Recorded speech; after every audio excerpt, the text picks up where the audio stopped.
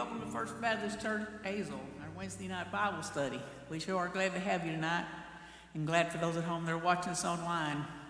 I thought we'd start out with a little George Jones today. If we'll all stand.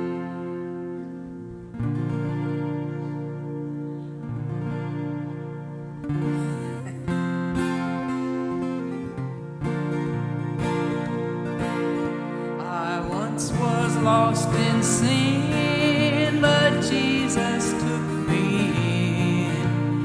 Then a little light from heaven filled my soul. It made my heart in love and wrote my name above. Just a little talk with Jesus made me whole. Now let us have a little talk with Jesus.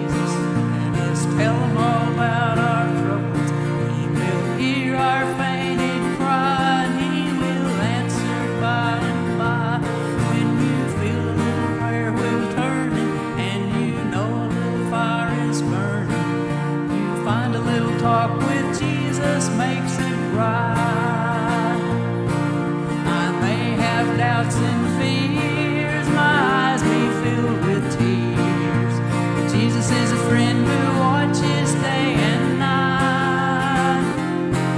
I go to him in prayer, he knows my every care. Just a little talk with Jesus makes it right. Now let us have a little talk with Jesus. Let us tell him all about our troubles. He will hear our fainted cry, he will answer by and by. You feel a little prayer wheel turning, and you know a little fire is burning. You find a little talk with Jesus makes it right. You will find a little talk with Jesus makes it right. Amen.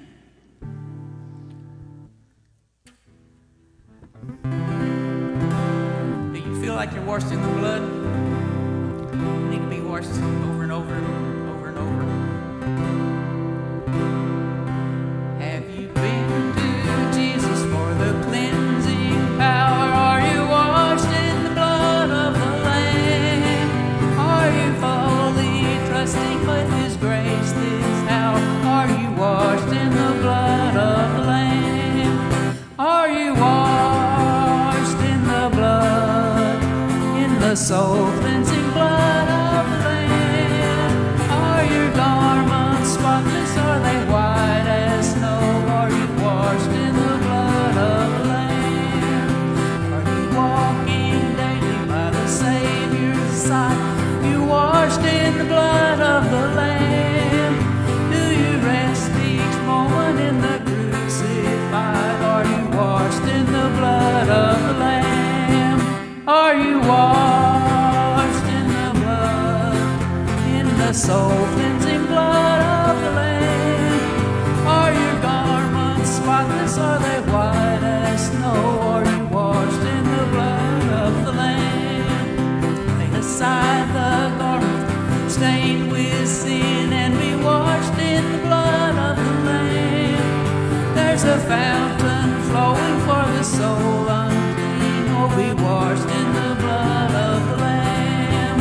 Are you washed in the blood, in the soul cleansing blood of the Lamb? Are your garments spotless? Are they white as snow? Are you washed in the blood of the Lamb? Are you washed in the blood of the Lamb? Amen. Thank you.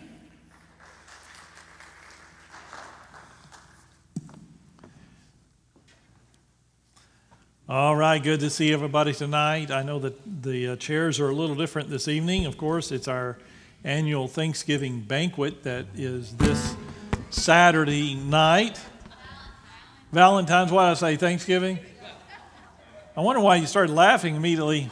Well, you know, I've always been told that when people start to get older and lose their mind, you don't make fun of them. So, Valentine's banquet. So, it'll be your turn. is this Saturday, and so we have 175 signed up for that, and then 50-something youth helping with that, and then 20-something kids, and the workers with the kids on top of that.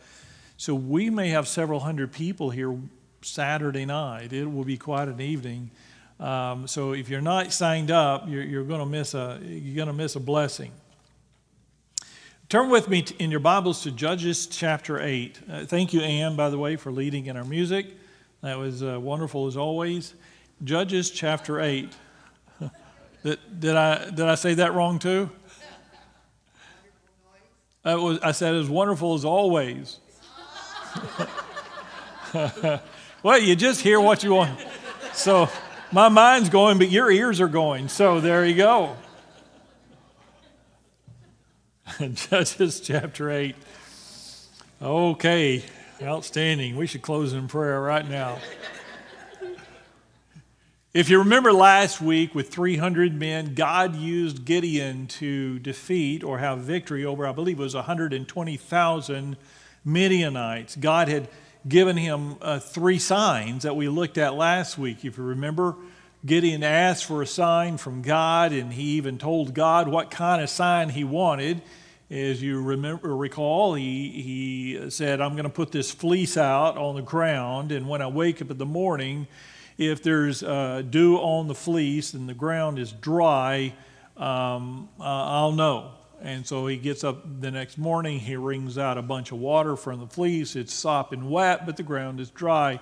Instead of saying, okay, let's go, he said, actually, just in case that was a fluke, he didn't say that, but that's the implication.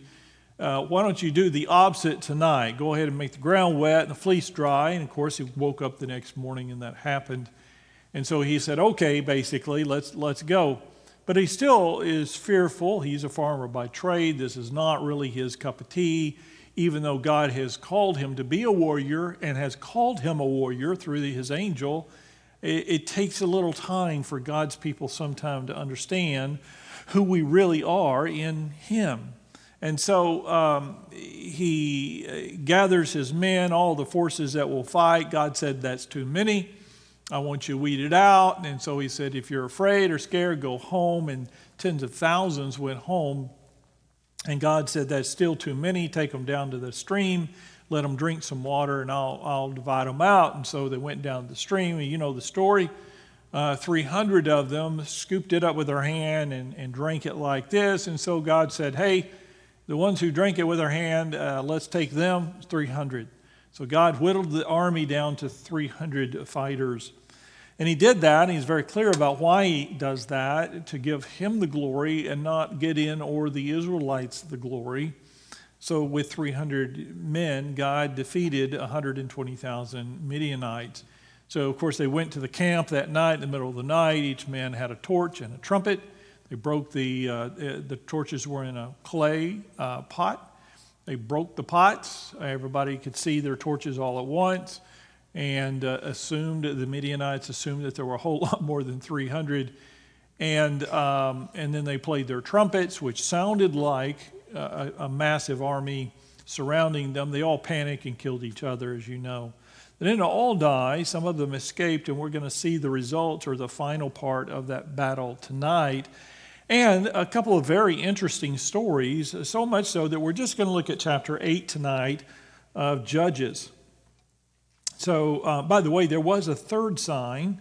The first 2 were the fleece wet, then the fleece dry, and then God provided the third on his own. He said, Gideon, I want you to go down to the camp of the Midianites. Just listen in. And so he went down there with one of the other guys, and they listened in, and they happened to hear 2 Midianites talking to one another. And one of them says to the other, I've had a dream.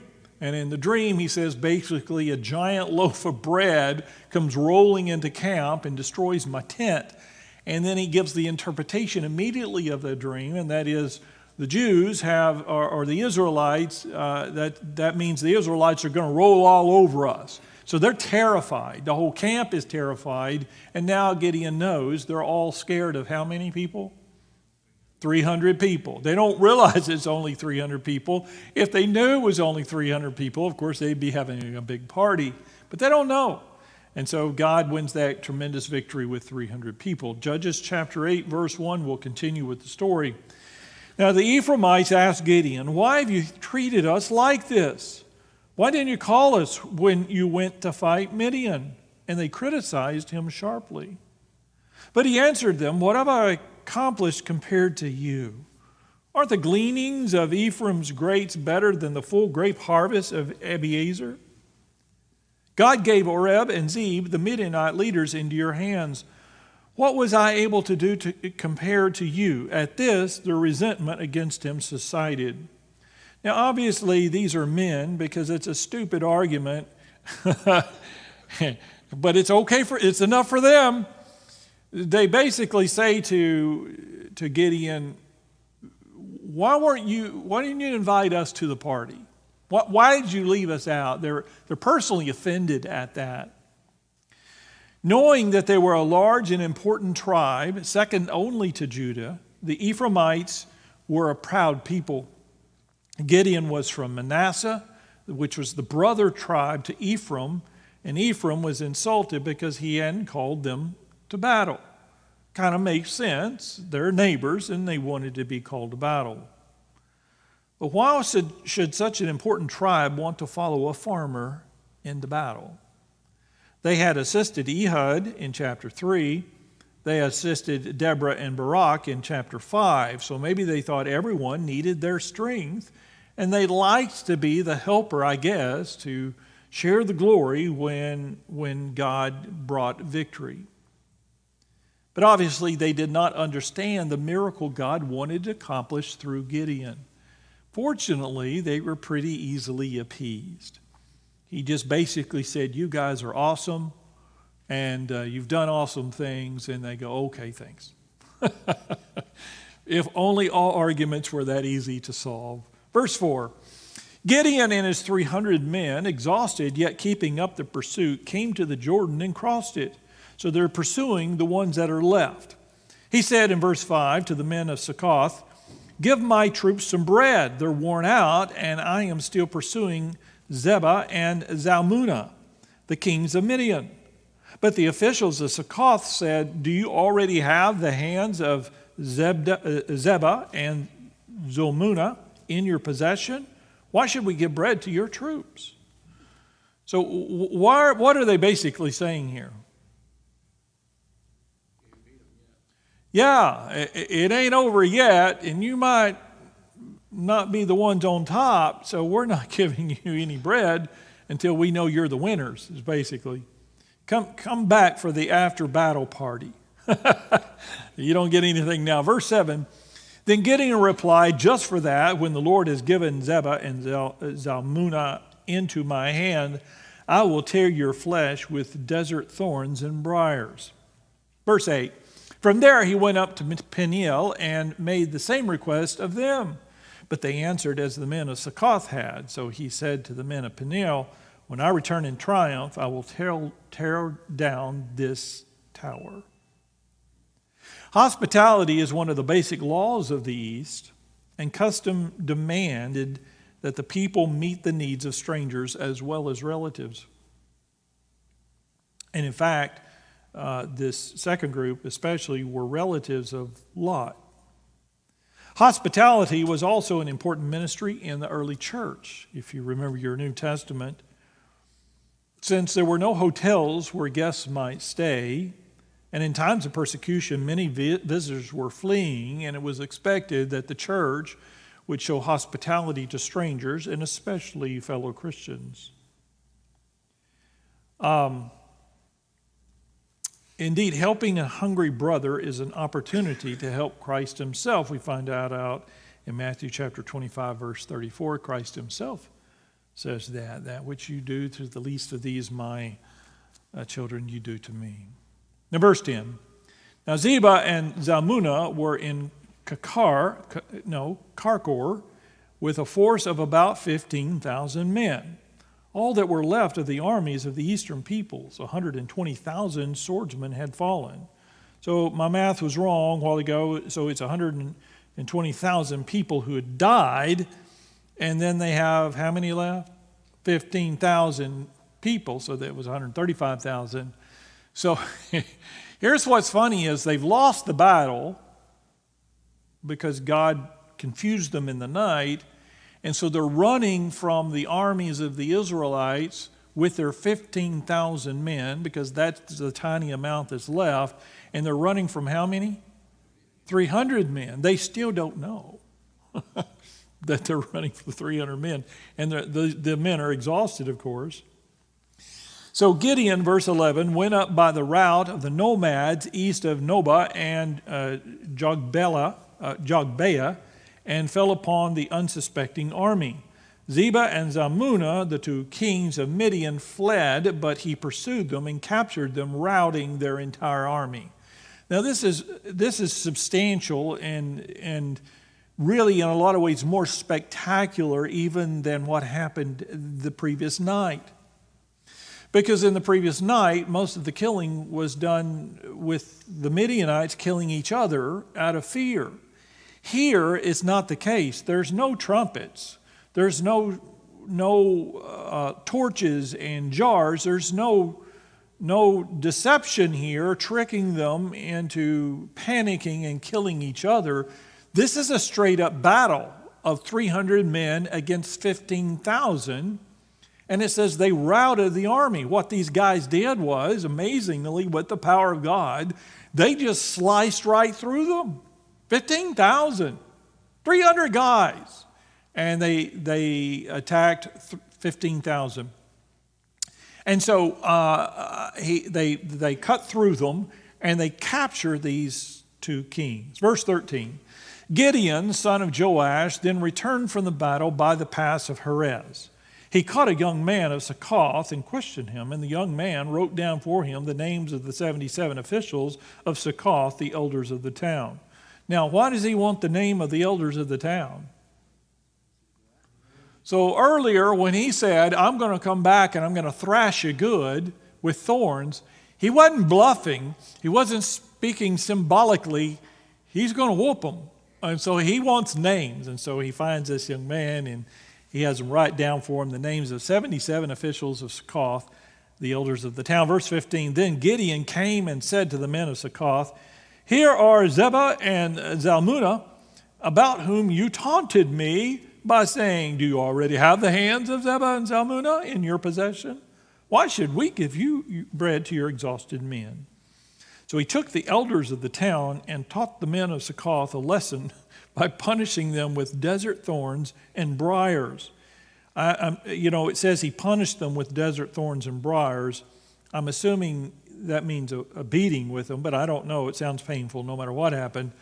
Verse 17, he also pulled down the tower of Peniel and killed the men of the town. And so that's a really substantial response. But they had their chance and they chose to turn away from their distant brothers. And as a result, God allowed Gideon to judge them. Verse 18, then he asked Zebah and Zalmunna, what kind of men did you kill at Tabor? Or Tabor? Men like you, they answered, each one with the bearing of a prince. Gideon replied, those were my brothers, the son of my own mother. As surely as the Lord lives, if you had spared their lives, I would not kill you. Turning to Jether, his oldest son, he said, kill them. But Jether didn't draw his sword because he was only a boy and was afraid.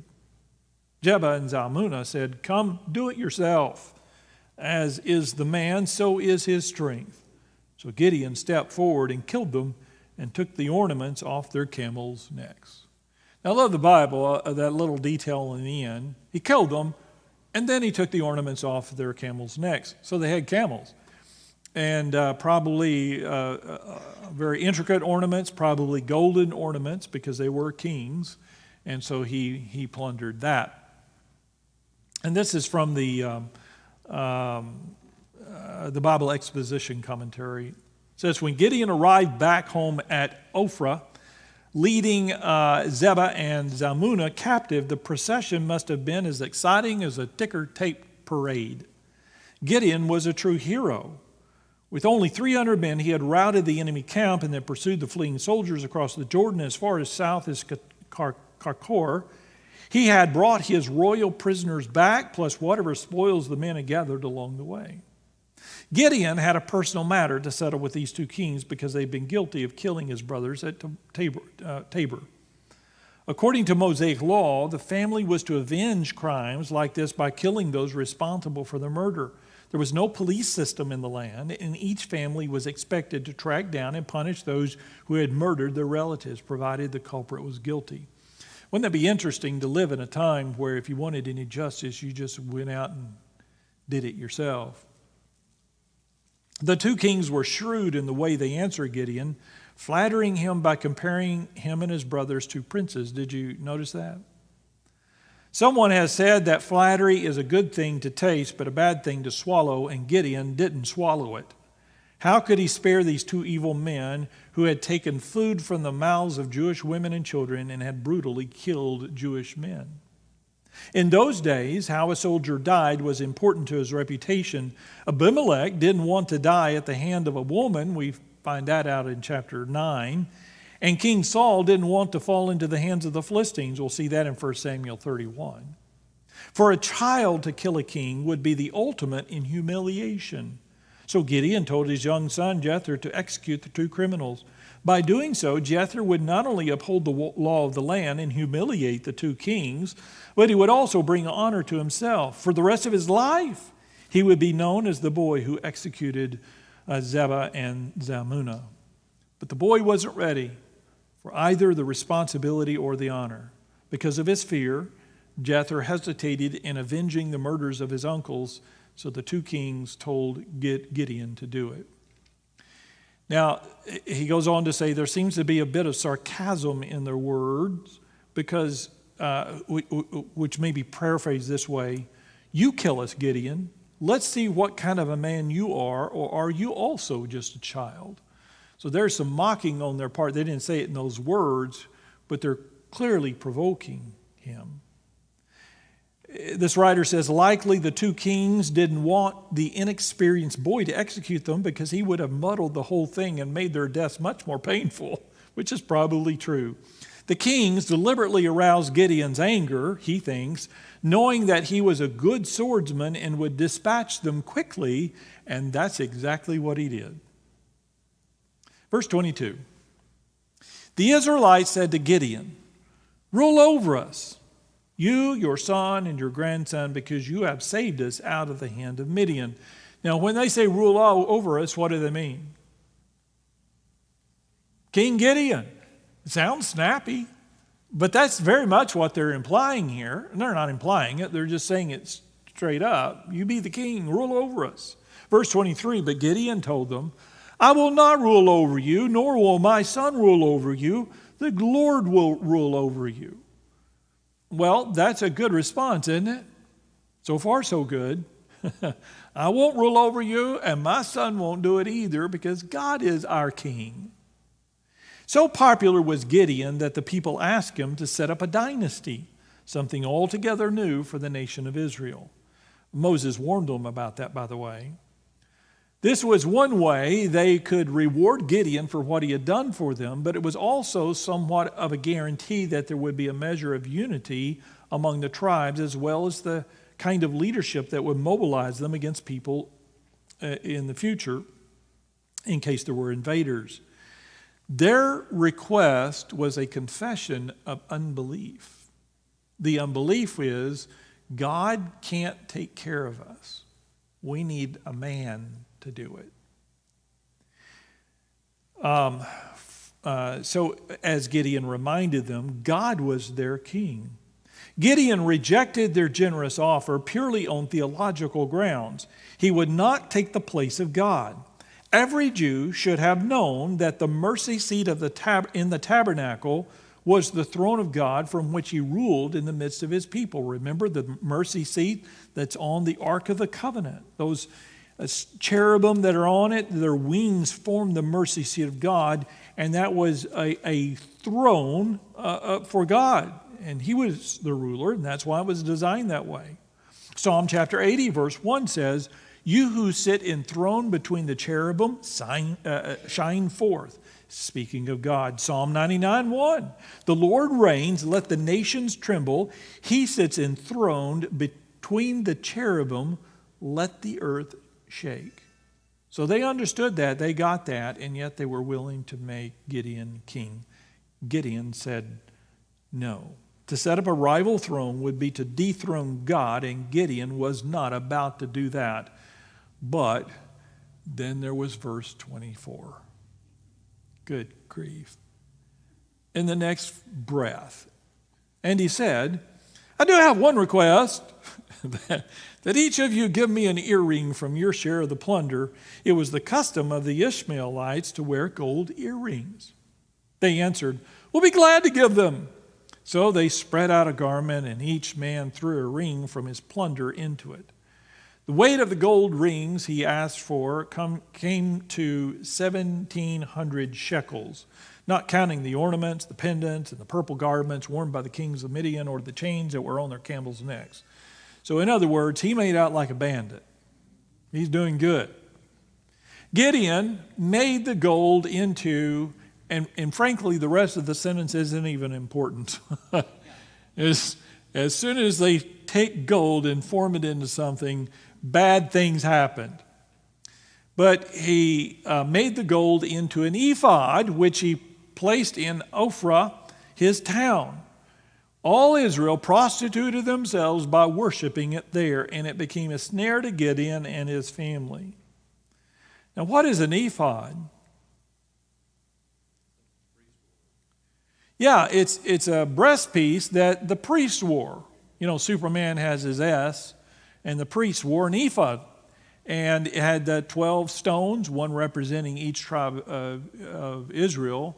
Obviously, if this thing is solid gold, and if you used all that gold, it would be so heavy you couldn't put the thing on. Or maybe it's so massive that it stood on its own with all of that gold. It probably would have been 6 feet tall, and so it wasn't made to be worn. But that gold ephod, if it had all those stones in it, would have been a perfect-looking idol.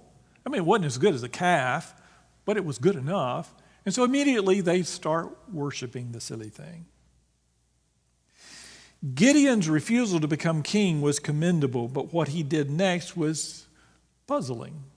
After rejecting the throne, he then lived like a king. Gideon was already very wealthy, partly from the spoils of battle and partly from the gifts of the people.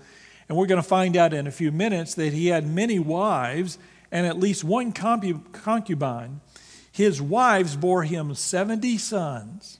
Now, that's not 70 kids, that's 70 sons. If you take the law of averages, that's probably about 140 kids. My goodness, I'm assuming they didn't go to college. He wouldn't have been rich anymore. But he had 70 sons. In fact, he had a concubine that bore him one son, and we're going to find out he named that son, the son of the concubine, Abimelech, which means, are you ready for this? Does anybody know what Abimelech means? It means my father is a king. So I don't know why he rejected the throne, because apparently he thinks he's the king. Gideon also seems to have assumed priestly duties, for he made his own ephod as though he were a priest and probably consulted it on behalf of the people. Gideon may have made the ephod as a representation of Jehovah, that is to help the people in their worship, but a good motive can never compensate for bad action. He knew it was wrong to make an idol. It was forbidden in their law. Whether his ephod was an embellishment version of the garment used by the high priest or some kind of standing idol, we can't tell. But it was used in worship and became a snare to Gideon and the people. Perhaps Gideon used it to determine the will of God and help the people with their problems. If the ephod was indeed a copy of the high priest's garment, then Gideon was definitely out of God's will in duplicating it and was using it because Gideon wasn't a priest. If it was a standing idol, Gideon was disobeying God's law and corrupting the people as well. It was just a short step from worshiping the ephod to worshiping Baal. Keep that in mind in the next few minutes. Any comments or questions about what has happened so far? It is bizarre. He said, no, I'm not going to become king. My son's not going to become king either. We only have one king, that's God. However, come to think of it, would you give me your earrings so I can make this giant gold thing? It's just bizarre. We're having a weight loss contest here at the church. We do it twice a year usually, and it's called The Biggest Loser. And we have a weekly weigh-in. We weighed in tonight. We weigh in every Wednesday at 5 o'clock. And so I was ready for my weigh-in tonight. I didn't eat anything today, so I went and weighed in. But I already had purchased and had ready in my office waiting for me Chicken Express, fried chicken, and most importantly, a big thing of Chicken Express sweet tea. And so I weighed in and then I indulged. So it is a bizarre thing to go on a diet and then turn around to and indulge, just like it was bizarre that he would refuse to be king and then do something some stupid king would do, like make an idol. All right, I'll get back on track tomorrow, okay? I'll climb on the wagon again. Verse 20, I have to. My wife and my son are in the same contest, and my pride won't allow me to lose to them, certainly. So if you're going to diet out of pride, because self-discipline wasn't working for me. So anyway, it's all good. Verse 28. I know, that's terrible. Thus Midian was subdued before the Israelites and did not raise its head again. During Gideon's lifetime, the land enjoyed peace for 40 years. So that's great, except for worshiping the ephod, things went pretty smoothly. Verse 29, Jerubbaal, the son of Joash, that's Gideon, went back home to live. He had 70 sons of his own, for he had many wives. His concubine, who lived in Shechem, also bore him a son, whom he named Abimelech. Gideon, son of Joash, died at a good old age and was buried in the tomb of his father Joash in Ophrah of the Abiezrites. Now he's dead and he's been buried, and then we immediately come to verse 33. No sooner had Gideon died than the Israelites again prostituted themselves to the what? The Baals. Not to the ephod, as I said a while ago, or the commentary said, it's only one step from worshiping an ephod to worshiping Baal. Baal was a real tempting idol for whatever reasons. They just couldn't resist worshiping Baal. So they did that. They set up Baal Berith as their god and did not remember the Lord their God, who had rescued them from the hands of all their enemies on every side. They also failed to show kindness to the family of Jerubbaal, that is Gideon, for all the good things he had done for them. So it's a double whammy. They didn't remember God. They didn't even remember Gideon, who had saved them in the first place. One generation. You don't need me to tell you, if you're over 40, it's extraordinary what has happened in this nation in one generation. One generation. Generation makes all the difference in the world. I've told you before what has happened in Korea in a single generation. It went from being mostly pagan to mostly Christian. God evangelized that nation in a way that we have not seen in many nations in our lifetime. It's extraordinary what has happened in South Korea. Wouldn't it be great if there was a movement in North Korea and they freed themselves of that dictatorship, and in a single generation, that entire nation came to faith in Jesus Christ?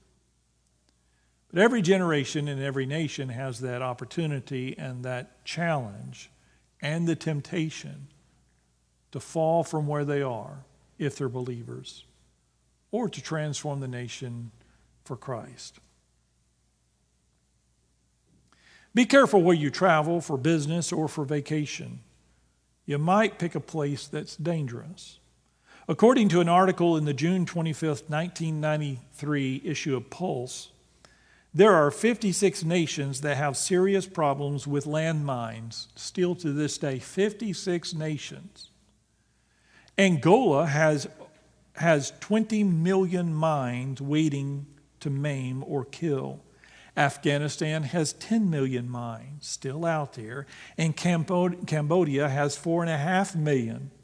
And the expense of removing them is more than these nations can handle. The wars may be over, but the dangers have not vanished. The saintly Scottish Presbyterian pastor Andrew Bonar wasn't thinking particularly about landmines when he said it. But what he said is good counsel for all of us. He said this: "Let us be as watchful after the victory as before the battle." That was the counsel Gideon needed after he had routed the Midianites, because his problems still weren't over. He discovered some landmines that were ready to explode. It's pretty good advice. I complain about what's going on in our world. I'm not responsible, and neither you, for what's going on in the world. We are responsible for what's going on in our own lives and in the lives of our family and in the lives of our church. Even if the whole world does renounce Christ, even if the whole world does fall off the cliff morally speaking and politically speaking, even if the whole world is destined for judgment, we are responsible as best we can for ourselves, our families, and our church, and for whoever God puts us in their path, to at least give them the opportunity to come to Christ. We worry way too much about people and nations and situations and politics that we have no control over beyond prayer. And we don't, I fear, concern ourselves enough, and I'm guilty as anyone. I don't concern myself enough with what I can actually change and what I am actually responsible for most in my life. It's easier just to complain about what everybody else is doing. There are landmines everywhere in our life that God calls us to avoid. All right, any comments or questions about chapter 8? Yes. Yes, that's very important too. And I read a lot about that the transformation of Gideon, and some of it was good transformation and some of it obviously not so good. At the end, he's clearly not a farmer. You won't catch him hiding, threshing, whatever, anywhere. He's a bona fide war hero. And he thinks like it. He's a tough, rugged man, and he thinks like a tough, rugged man. And that's good and not so good. His timidity and his humility at the beginning doesn't quite survive either. But yeah, there is quite a change in our friend Gideon. I'm just always, anytime I read through Judges, I'm always blown away at how many times what they call the sin cycle goes around and around. Yeah. As soon as the judge is dead, the Israelites go back. Yeah, you would. He's talking about the sin cycle in Judges, how, for 40 years, during the reign of one of the judges, they repent, they cry out to God, God delivers them, and they enjoy a time of peace. I'm not aware of any of all the stories in Judges and all the judges that they had. I'm not aware of a single one that says, and they made it 2 generations. They survived for 80 years and then they went bad. You're right, they never made it past 1 generation. And then they were right back in. I don't know. It's the nature of man. But that's true. Any other comments?